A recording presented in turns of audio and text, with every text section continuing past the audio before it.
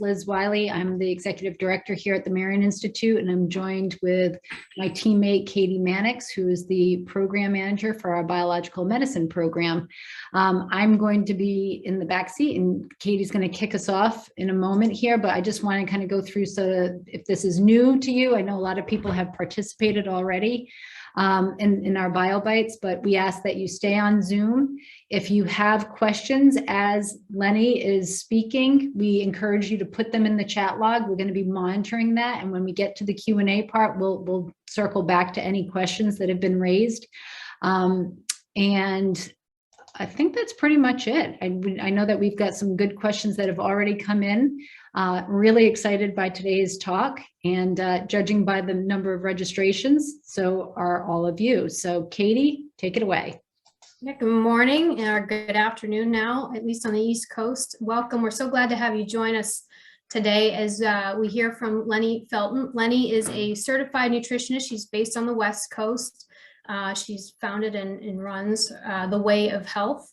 And without any further ado, I'm going to turn it over to Leni to share what she has learned about preventing and reversing cognitive decline, as Liz said, a topic that we all are quite interested in. So Leni, thank you for joining us, and without further ado. Well, thank you so much. My goal today is to help to fulfill the mission of the Marion Institute in the way that I can, because they talk about educating and empowering people by supporting, connecting, and applying the science of self-healing. And that's a perfect place for us to start. So I am Leni, yeah, and so just for those of you on the call, Leni's computer seems to not love sharing on Zoom. It's not a good share. She might have to unshare and reshare to get her slides to progress. So if you could bear with us if that happens, not a big deal, but you might just see your screen doing a few things for a moment here as we get that sorted out.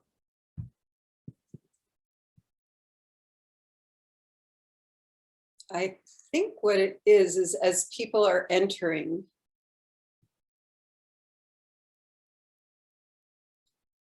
okay, so I'm going to.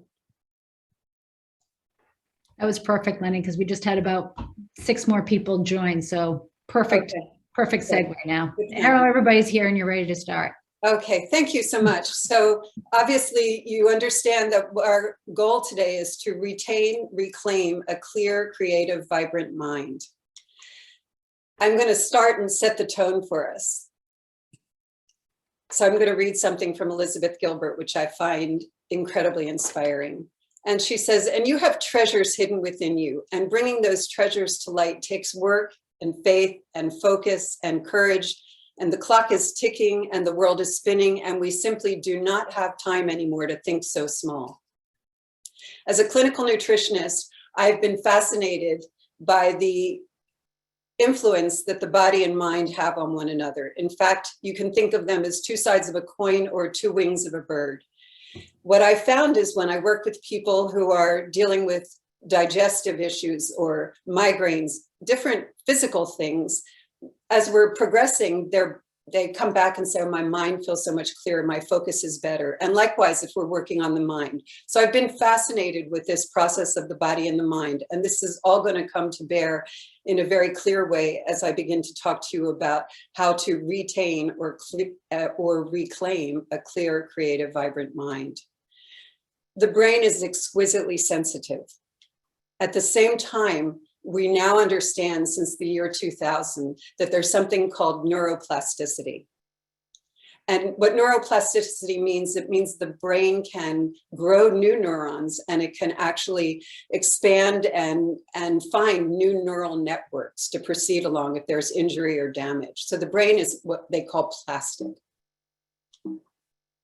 And I see as people are entering, I'm not able to forward my screen. So. All right, once again, go ahead and you can unshare and reshare. Apologies. I don't know why.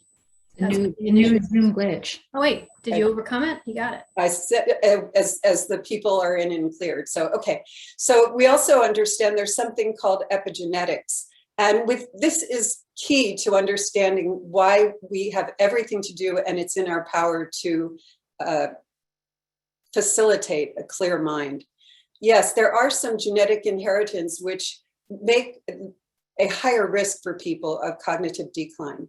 But we now understand that genetic inheritance is like 10% of the picture, and epigenetics, that means everything around it, how we live, our lifestyle, our environmental factors, all have to do with our ability to keep a very, we have the upper hand over our genetic inheritance. So today I'm going to talk about underpinnings. What are the things that you need to know about that will bring the mind and the clarity down? And I'm also going to indicate what the game changers are, what you can do to empower yourself and to live a brain healthy lifestyle. So every journey has a map, and this is the map I use when I'm working with my clients. It indicates the different areas of approach we may need to take in order for a person to come to a level of clarity or health. And each person is going to have to start at the place where they are.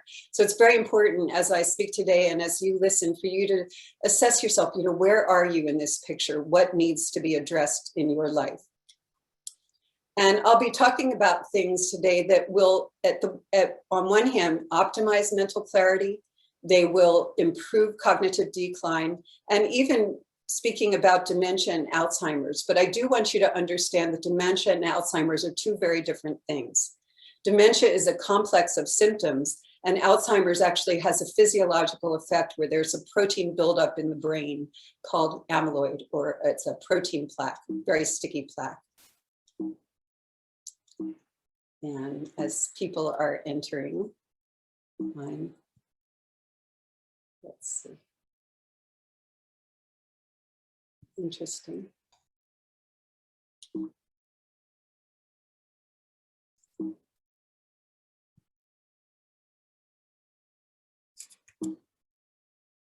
I would just come out and go back in. You might have to. Bear with us, folks. Technology is not always dependable. Yeah, it's usually so, okay.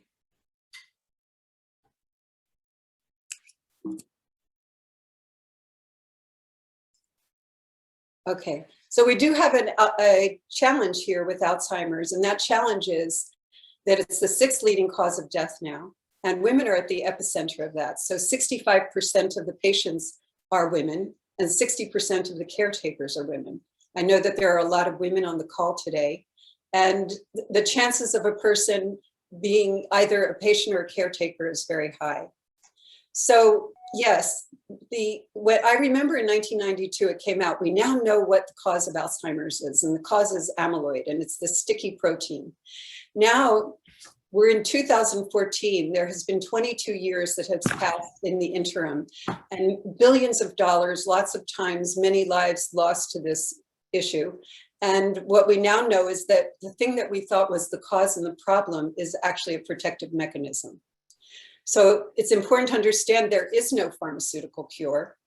And what I say is time's a wasting. We're not stupid. So we need to look to see who's presenting opportunities for us to use to improve our health and the health of our brain. So my motto is start cultivating health.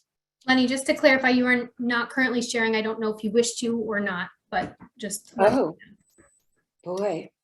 I know, so many issues, but you're doing great. And we really appreciate everyone's patience. Sometimes it's hard to human with technology again. Okay. There we go. Now we can see your screen again. So I want people to assess themselves, and people often get very concerned. They say, as they're aging, they say, oh, I walked into a room and I forgot what I came in here for. There are certain words that I just are slipping. Those are not necessarily indicators of the long slippery slope of cognitive decline. They require attention, and what we talk about today will help you improve in those areas. But where it's a more cautionary tale is when it's a person gets lost while driving, or they find the most significant issue is when we're dealing with social withdrawal or isolation. So if you see that in yourself starting to happen, I'm stopping my share, I'm restarting my share, and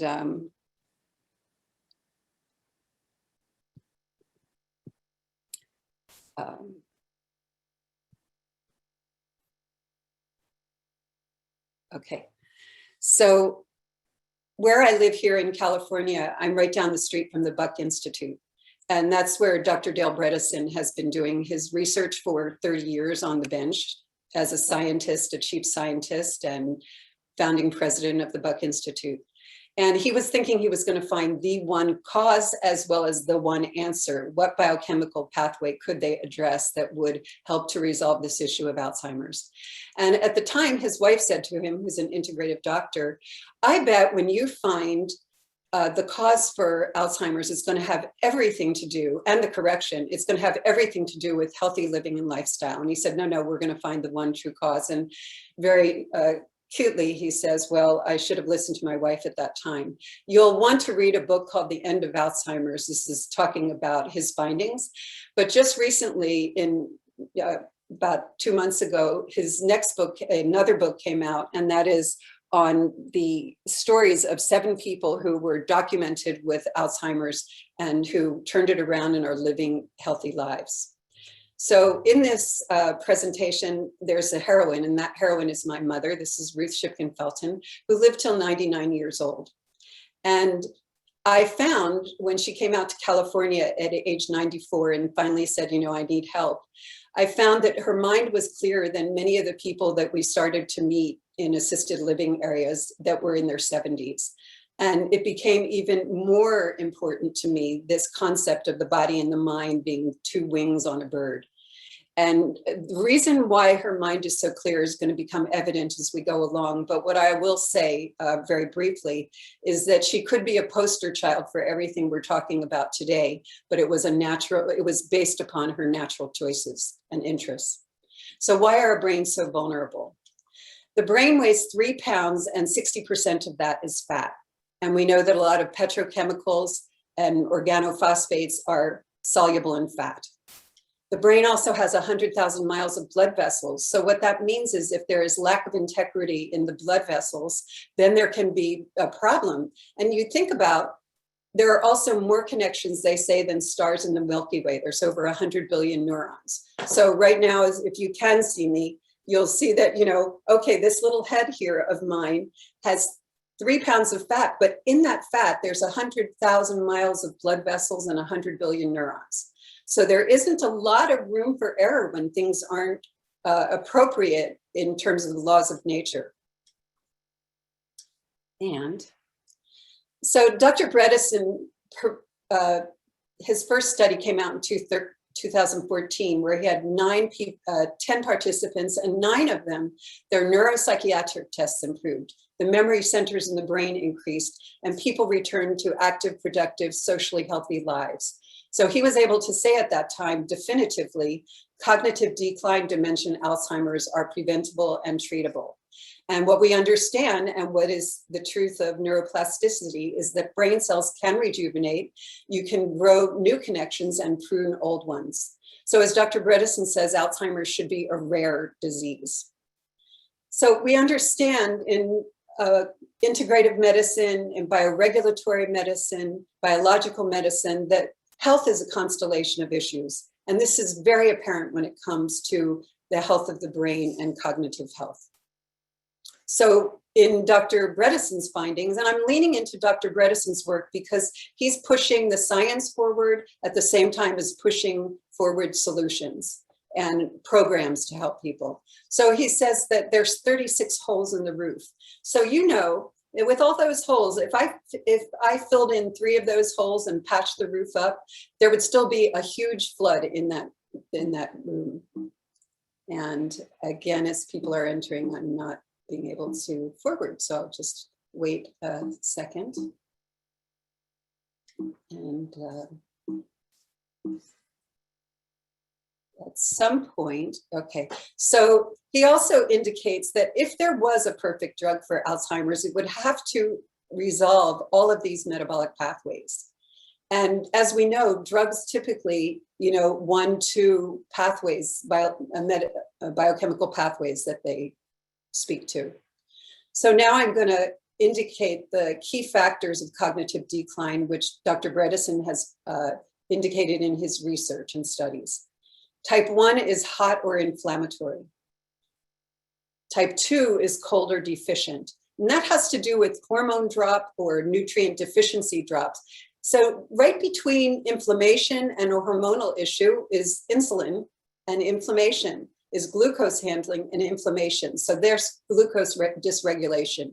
And we know categorically across the board that inability to manage glucose is every indicator of aging has that as a key factor in it.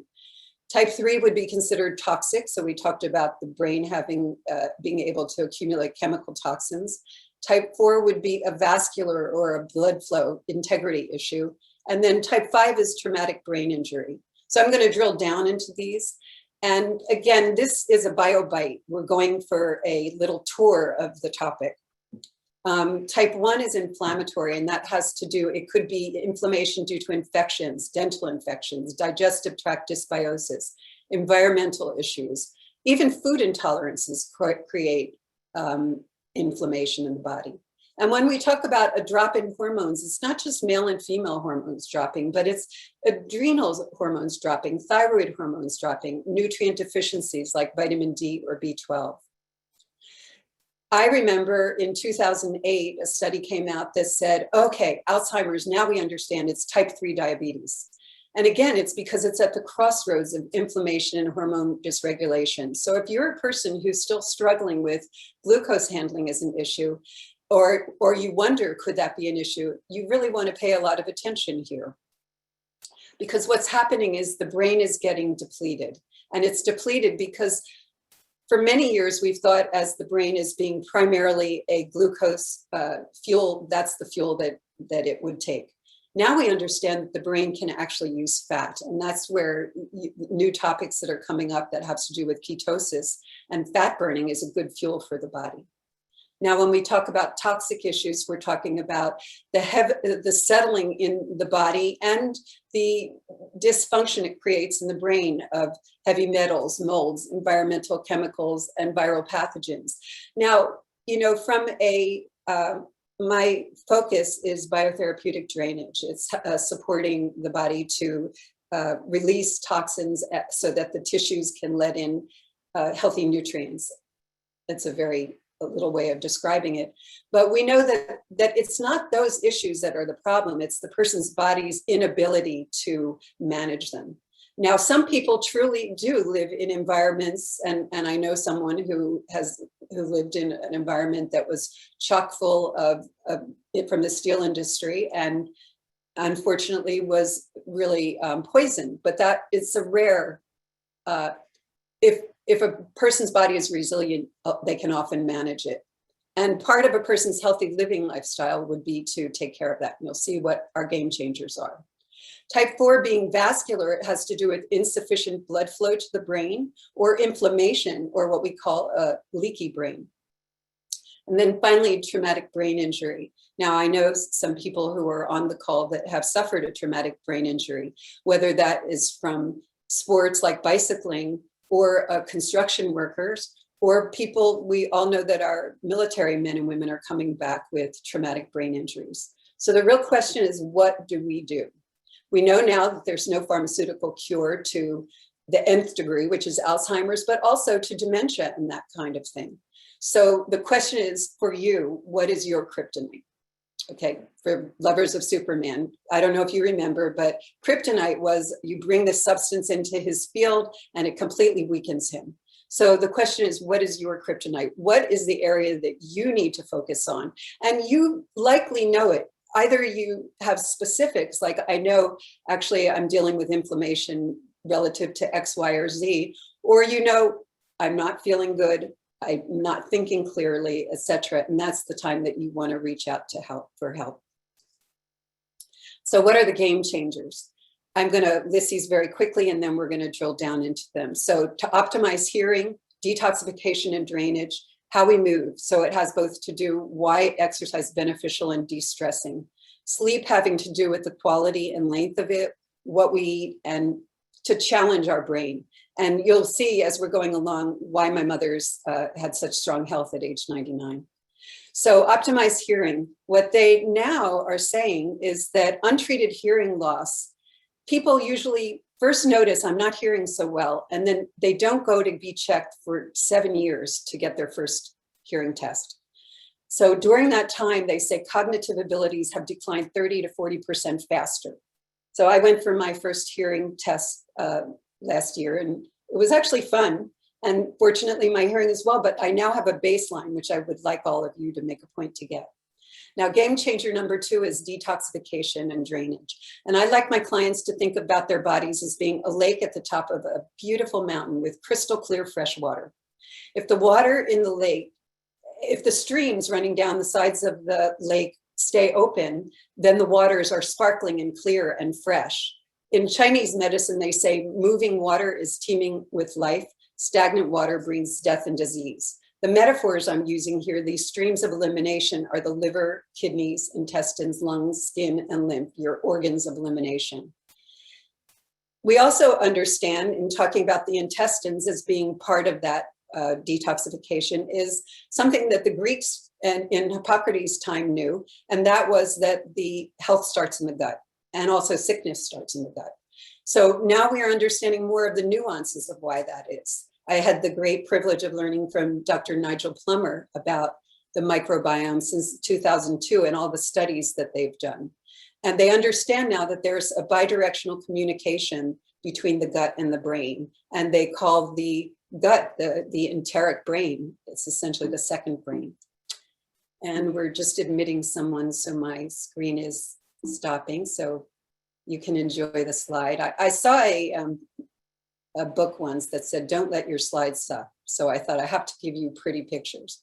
And actually I find them to be, you can retain that. And let's see, I'm not quite. We are enjoying your slides, Leni, much as you've been challenged today. Thank you. Okay. Any luck? Not quite yet. It seems to wait a moment to want to clear. And I think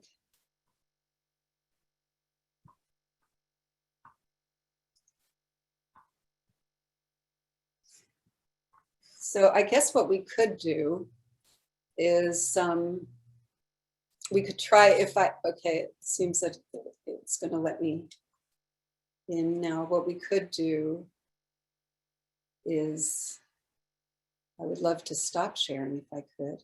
Mm-hmm. And it's not even letting me do that. I got you. Okay.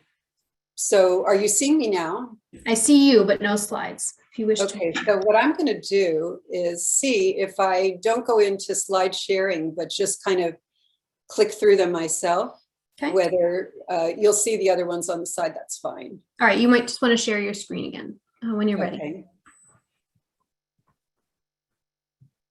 That might be the solution to this. And thank you all for those of you who are commenting and with your grace in the chat, because it's not very fun when Okay. prepared. So I think this should work better maybe. Okay, so what's important to understand about this microbiome is I like to call it an ecological environment. It's an ecosystem. And in any ecosystem, there's going to be unhealthy bacteria and flora, and there is going to be healthy. And as long as the preponderance, the weight of it, the sheer volume of it is healthy, then a person is conferring a lot of health, both for a cognitive level to their system. So we now understand also that a leaky gut will lead to a leaky brain. So what I say in my work with clients, being that my focus is on biotherapeutic drainage, we cleanse, we build, and we balance. So if you kind of use that as an axiom to think, okay, what's the weak link for me? Yeah, I'm taking all these great nutrients, I'm eating really good food, but what am I doing to unburden my system? Game changer number 3 is exercise. People who engage in aerobic exercise, they say, have 50% reduction in the risk of Alzheimer's. And what you will see here is that actually the lines going up are because a person has exercised, and it's the sheer volume of their brain that's increased. So now I'm going to actually show my mother at age 94 years old. I went home to visit her and went to rehab with her. Now, this is one of her things that naturally happened to help support her mind. She was doing cardio rehab because she had scarlet fever as a child and had a weak heart. And so from the 70s until until she 70s of years old, until into the 90s, actually 3 months before she passed, she stopped her exercising. So if she can do it, we can do it. And what's supportive and understanding to know is that exercise creates a factor called BDNF, but essentially it's like miracle grow for the brain, which helps the volume to increase. So why exercise? Everything that we've talked about up until now, glucose regulation, the burning of fats in the body for fuel, the increase of the size of the memory center, improving circulation, reducing stress, improving sleep, and improving mood. So basically, make it happen. Aerobic and weight training are both important. And as Dr. David Katz says from the True Health Initiative, which is also a great organization, he says, I don't have time not to exercise when you take all that into account. For those of you who have traumatic brain injuries who are on the call, I urge you to look into the Feldenkrais method for traumatic brain injury, where you're working with the body to reprogram the brain. So sleep is truly the good okay, so now we're at game changer number 4, which is sleep, the good medicine. Sleep, when you're well rested, you can absorb new information and you can also consolidate what you learned. So people who say, I walked into a room, I'm not remembering words, I forgot my keys. Well, their mind is not sufficiently rested and they aren't being able to be as attentive as they could and to absorb new information around them. However, when they've done brain scans for people trying to learn more about amyloid plaques, it was very obvious. If a person slept 6 hours per night versus 7 hours, there were more plaques in the brain, more of this amyloid buildup. So again, remember, we all have amyloid in our brains. It's a protective mechanism by the body. It's just a matter of, does it get out of control and does it build up significantly? But there's something very almost magical that we now understand happens at night, and it's called, we have a glymphatic system. We have a lymphatic system for the body and a glymphatic system for the brain. And what happens is there's a self-cleansing or autophagy, which actually means self-eating. And there's a self-cleansing going on where you're clearing waste and cellular components are being recycled. Now, so when you get into deeper levels of sleep, the brain is clearing and detoxifying. So you can feel every right to sleep as deliciously and long as you want to. Stress and trauma. Now, I have a friend I spoke to just 2 days ago, and she's in her 80s, and she said, it's really interesting what I'm noticing. If I hear really traumatic information on the news or somebody's had an accident or war's going on, I find that for like the next hour or two, I can't think clearly and I'm not managing my tasks clearly. So it's a very graphic example right then.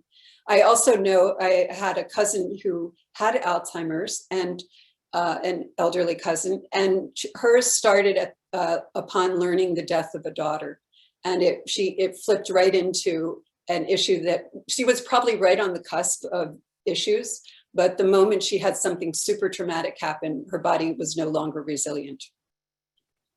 And when I'm talking about sleep, I'm also talking about meditation, Zen moments, things that they're now doing research, reprogram cell biology.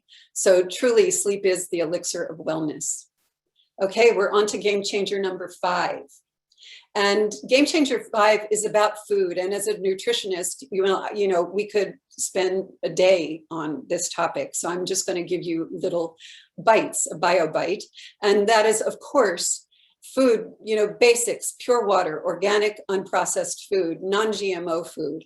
As Dr. Perlmutter says, who is a neurologist many of you may have heard of. He writes a lot about brain recovery. He said a diet plays a huge role in charting your mental destiny. And so again, with my dear mother, she cooked for herself until she left her house in 94. And even when she came, she was cooking for herself when she was living with us. And what she didn't eat a lot of processed food. She made real meals. So every dinner had, vegetables and good proteins. So again, another example of natural inclination being followed.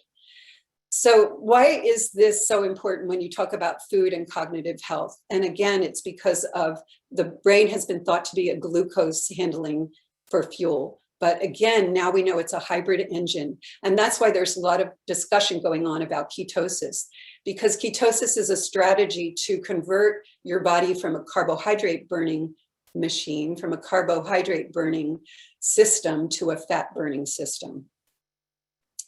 So when you talk about ketosis and brain health, it's not just what you eat, but it's also, and the topic of this conversation, we can't go into, ketosis and what it is, or even if it's the right diet for everyone. So you'll see my basic tenet about health and diet is avoid dietary dogma, but it's a matter of what you eat and when you eat. So we talk about intermittent fasting because it gives time for the brain to actually, for the body to exhaust the glucose and for the brain to get into receiving fat as fuel.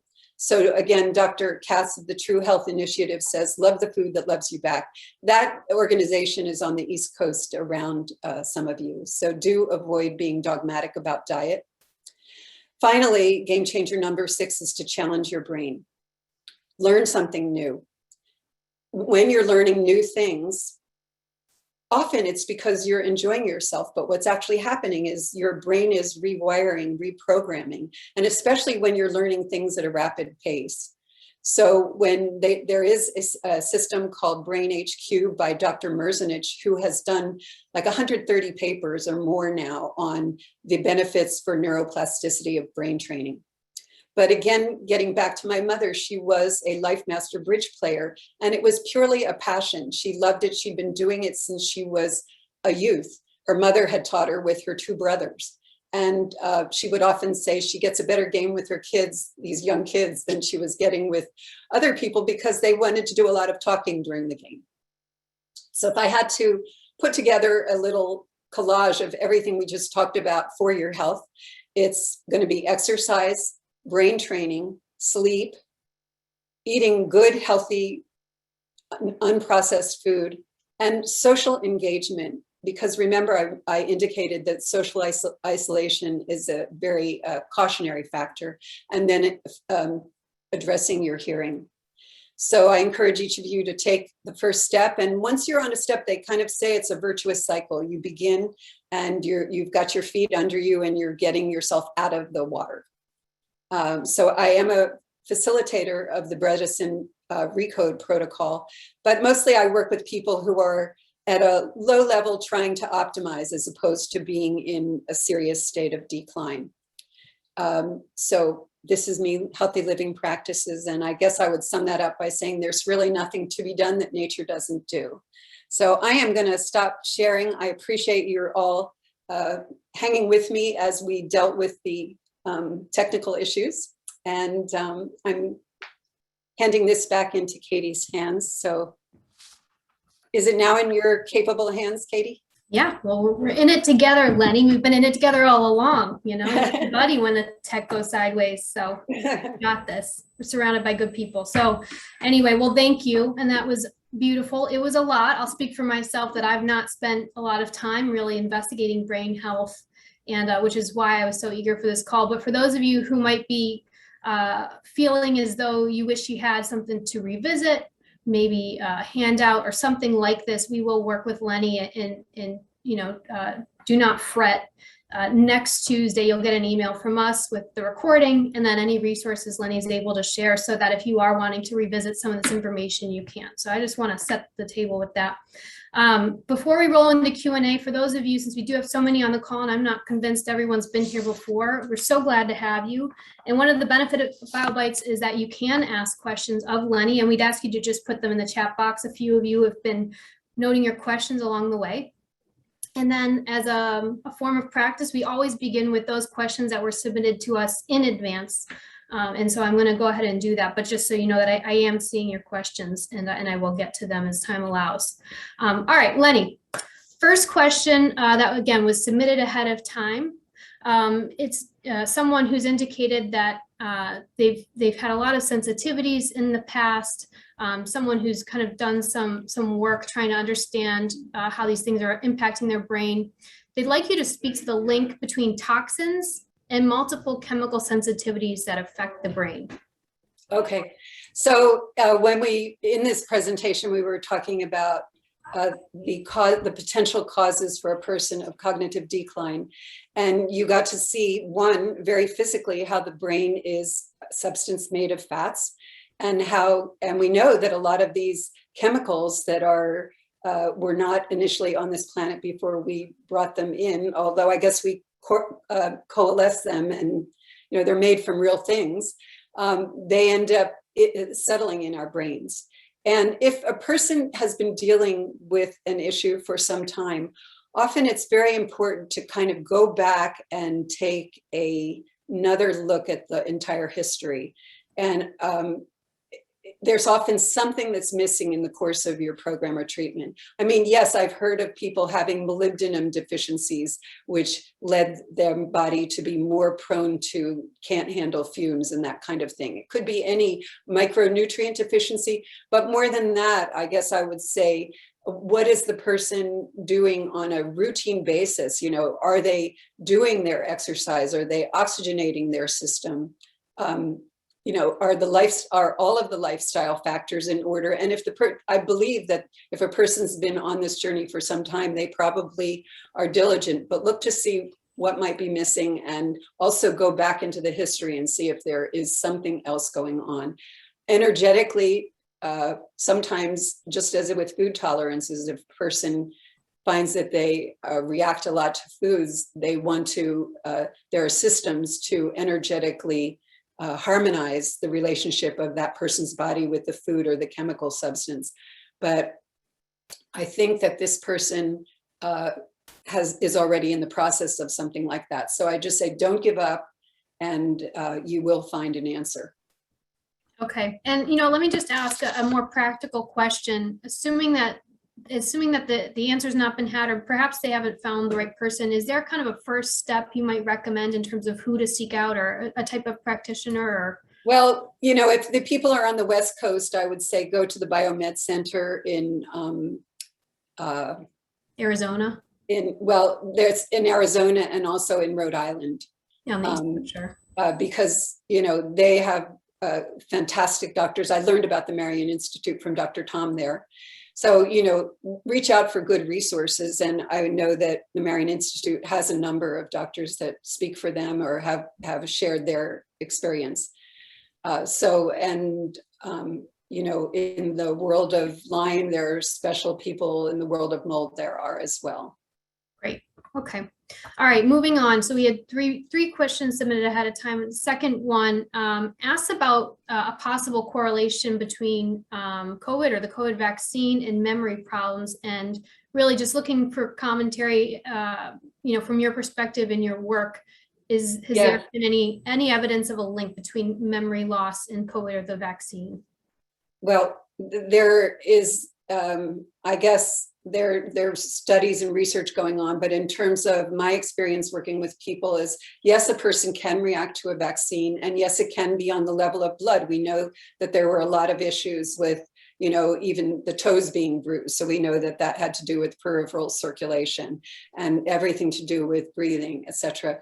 So what people have been finding, and I've found, a client who reacted and had all sorts of prickling sensations throughout his body, is we worked with nattokinase, which is something which helps to clear the blood. It's a enzyme. So you can look up more about nattokinase or proteolytic enzymes to do blood cleaning and open up those channels. Leni, I do want to ask kind of a tangential question because it's related, but it is my understanding, and I know you've trained, I believe, with Dr. Dixon Tom. That's correct. Yes. Yeah, my great privilege. And I believe as part of his learning program, he talks about kind of the different miasms and temperaments and things. And I think there's at least one in which, probably multiple, I'm too ill-informed, but in which viruses can really settle into the body and cause damage kind of beyond the traditional places where you might see the rise, nerve damage and things like this. Is that also possible with this virus? Well, with the virus, so I was thinking about the vaccine there. With the virus, yes, I mean, wherever a person has a weak link, you're likely to have the viruses settle. They would talk about, our body is having different interference fields, and wherever toxins will settle, because we already have a weak link there, it becomes an area of a low energy field, and then it collects more issues. So yes. Yes. There are so many, what should I say? Basically, there's so many things that can happen to a person if they've gotten, like with these long haul syndromes, and people should not give up, because the system can clear itself when you address its needs. And it may take time, but people will be able to find answers for that. And Bruce Patterson, MD, has a whole clinic that's devoted to helping long haulers, which are people that are still suffering the effects of either the coronavirus or vaccines. Thank you. And I noticed too, some of you have input additional information on where you can go to find providers where people are having success, and we appreciate you sharing that information. All right, last question submitted ahead of time is an individual who had undiagnosed Lyme for 10 years and recently discovered mold illness. They noted that their brain function seems to be worse than ever.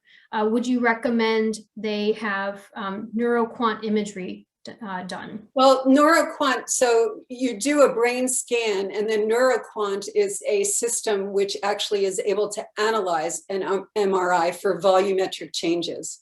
So, it would be important for them to be under the care if they're having, they've had such significant issues.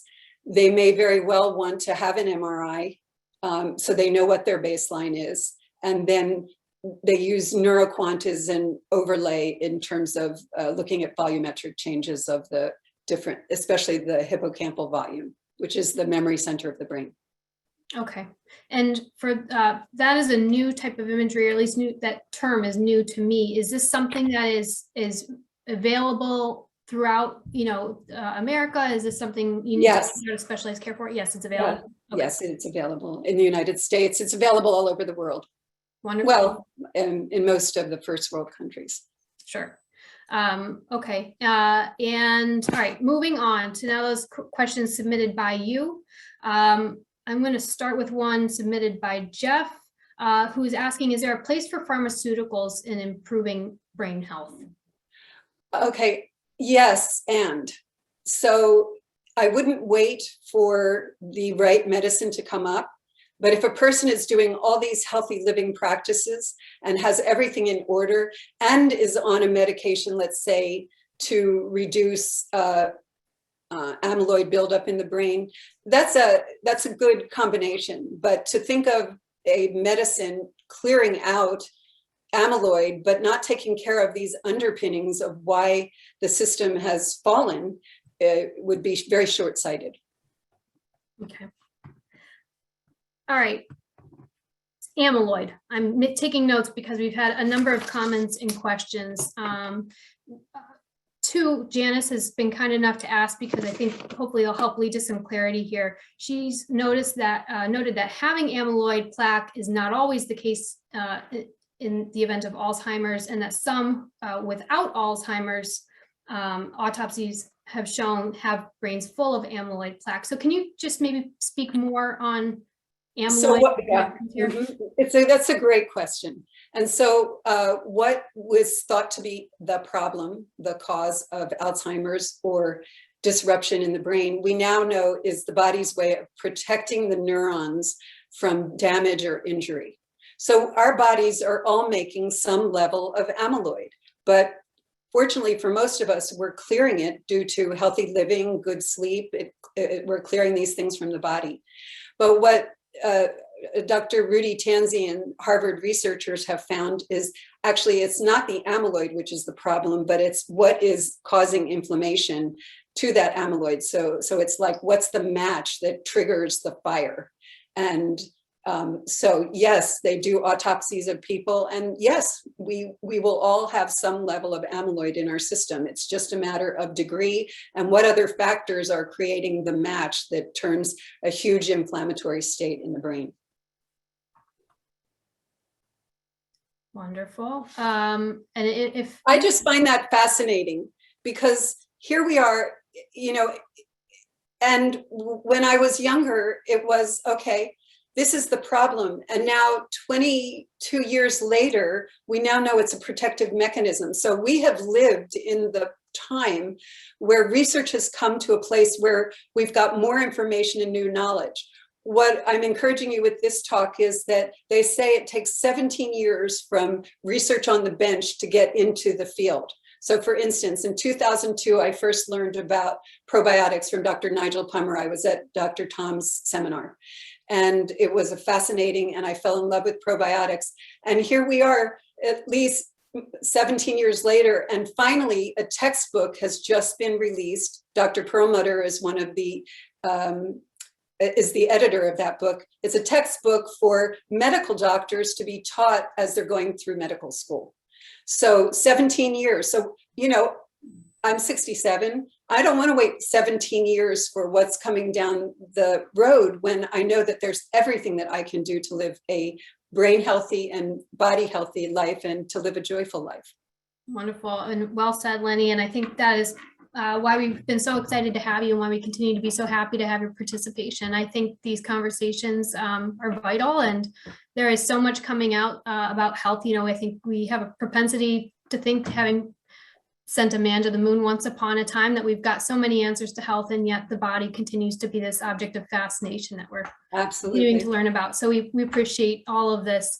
So an additional question that came through the chat, and I know I'm kind of skipping around, so I promise that I don't think I've seen one yet, but is there a way to, well, based on what you just said, I'm going to ask the question as it's written and then offer perhaps an alternative, but is there a way to reduce an overload of amyloid, or is there, apart from your game changers, a way to ensure that match does not ignite that situation, the inflammation?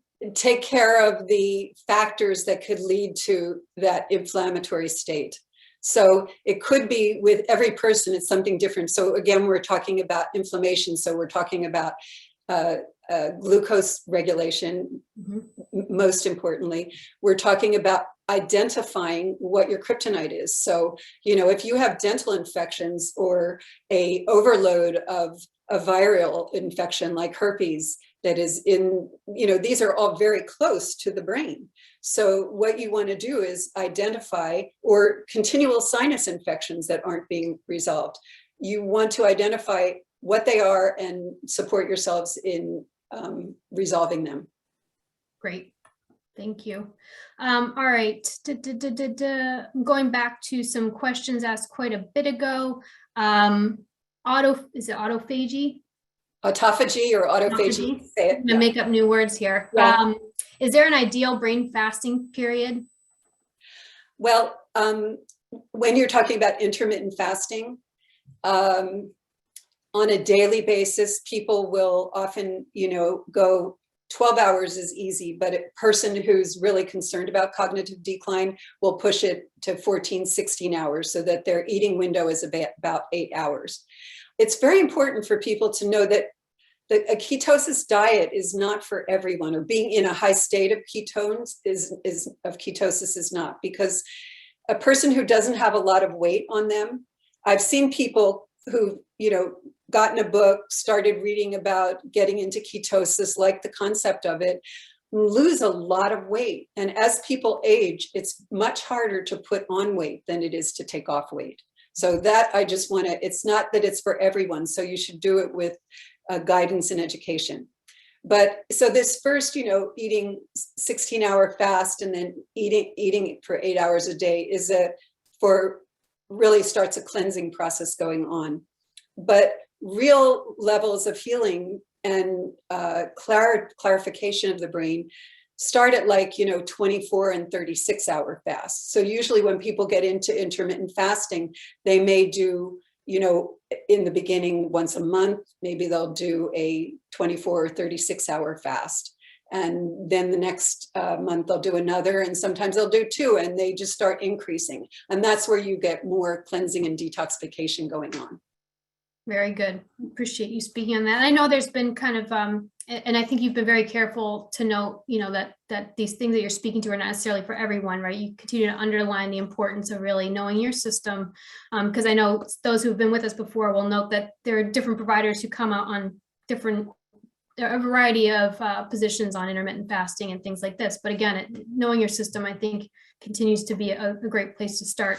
Yeah, my focus has been on individualized care. I'm a private practitioner. I work by myself, and I can't take a lot of clients because I put a lot of time into identifying what their issues are and what their needs are. And people are very unique. So to think of people, it's very important to listen and then to self-reflect and what's a good starting place for me. And Leni, while we're on the topic of your practice, do you see patients only in person, or do you work with people who are not in the same geographical area? For years, I've been talking to people via phone as well as seeing people in person. And of course, with the advent of the coronavirus and Zoom being more easy to accomplish, I see a lot of people on Zoom. I see most people on Zoom at this point. Good to know. Okay. All right. Back to some more topic related questions. What are your thoughts on chelation to eliminate heavy metals? Well, if a person has a strong level of health and a serious burden, then chelation may well be the right thing. But if you're on a process of drainage, biotherapeutic drainage, or a program that includes detoxification, your body is slowly going to be letting go of heavy metals and other toxins in a gentle, graceful way that won't create other problems going on. So it absolutely has its place. It's just identifying, are you in a strong level of health, and can your body tolerate that? Or if it's a significant overburdened heavy metal toxicity, then in order to get to a higher level of health, you may need that. So again, individualized answer. Great. Amato's asking, I heard drinking bentonite clay is good for removing heavy metals. Can you comment on this? Well, I love bentonite clay because essentially it's a very mechanical principle that it has. So it's a very fine clay that you put in water, or it comes in a liquid fashion, or you can even just take capsules, but it has in nature, things that are vitalizing have a negative charge, and toxins have a positive charge. So as bentonite clay goes through the digestive tract, it has this rich negative charge, and it's almost like a magnet or a sponge that's sucking up things off of as it goes through the intestinal lining. So heavy metals, yes, as if they're free and available already to be released. I mean, it's not necessarily going to go through the bloodstream and pull out. It's more going to be a factor in the digestive tract. So moving things through your liver and your kidneys and getting things ready to leave the body. And Rita asked a follow-up question. Does it also pull minerals? Oh, bentonite clay? Yes. No, not at all. Again, the minerals, if they're healthy minerals, it won't pull them out of your system, but you don't want to necessarily be taking your food or vitamins at the same time you're taking bentonite clay, because it will bind them as it's going through the digestive tract. So you take them apart. Great. And, as an aside to this, and some additional questions about some of the names you mentioned, but can you comment on, the risks of trying to detoxify the body if your systems have not your pathways have not been opened up? Is there a certain process one should undertake before you really try to take on a serious detox? That's a beautiful question. So prior to 2004, when I met Dr. Tom, I was helping with different detoxification processes, which was, intestinal cleanses, etc., fasting. But when I came into the understanding about biotherapeutic drainage, I began to understand, we really have to gently open up the liver, the kidneys, and the lymph, and doing it in the background. So I love drainage practice because it allows the body to gently open these important, we call them emunctories, but again, I call them streams or channels of elimination, the liver, the kidneys, the lymph. So I like to use an example with people. I was living in an apartment, and I was at my kitchen sink, and the water was flowing out slower and slower and slower. And I finally thought, geez, I have to call the landlord and ask him if he'd come take a look at our water system. Something's wrong with it. And then I thought, oh my God, what am I thinking? Drainage. So I unscrewed the aerator, and sure enough, there was a bunch of little pebbles right there blocking the screen. And I threw them out, screwed it back in, and the water just flowed out. And that's a perfect example of draining, open up the organs of elimination so that they can be more efficient. Because we are actually, like that last slide that said, there's really nothing to be done that nature doesn't do. Our body is already comes into this planet, into this world with, systems in order to cleanse and detoxify itself. It's just that environmentally we're overburdened, or due to, other genetic causes and that kind of thing. Great. All right, I've got 2 questions in the chat box. I'm going to take those, and then I'm going to hit pause because I also want to get some of these names that you've mentioned throughout your talk today just back into the public space. But really quick, bentonite clay, which has quickly become the star of the show. Are there any side effects? Well, you want to be careful to drink a lot of water and not get constipated, because you want it to move through your system. So that requires drinking extra water. There are some new clays that are like more calcium oriented clays that don't require as much water, but drink water. But it shouldn't be the star of the show. There are so many other things. So you can use as a binder charcoal. There are different kinds of silica that you can use as binders. So you can use chlorella as a binder. So there are many different things. That would be something for heavy metals. You think more about chlorella because that would get absorbed in all those cell walls, could attach as it goes through the bloodstream as well. Yeah, no, I'm just having my fun. I'm also thinking about how I've told my kids as they've grown up not to eat the clay they're playing with, but all right, a last question in the chat box. Can you quickly, because I know we're coming up on time, comment on the genetic component of Alzheimer's, and specifically this person's asking, can you be prone even while taking good care of these variables you've mentioned?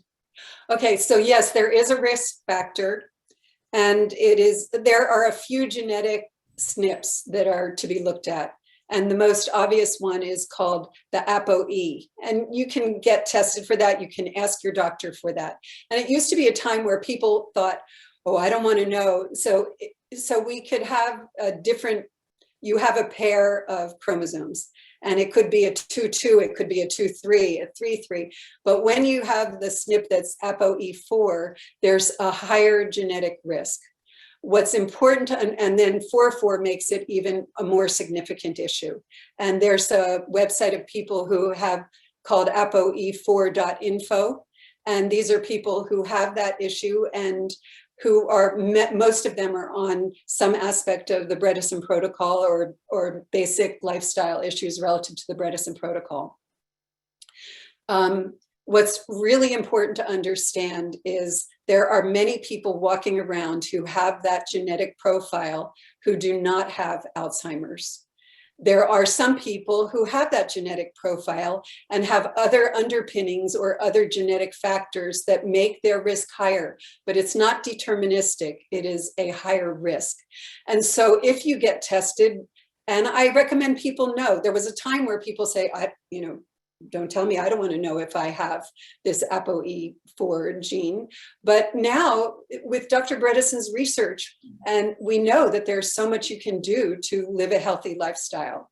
So yes, you can have an ApoE3/4, you can have a 4/4, and you can live a healthy life. You just have to be much more diligent and much more aware. Thank you. All right, before we close out, and I noticed we're over time, so just briefly, I know we've talked about Dale Bredesen. Is he still at the Buck Institute, Leni? No, you can reach him through apollohealthco.com. Okay. And that's the Apollo Health Company.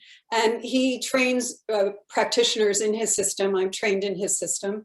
And you can go online there and learn a lot more about him.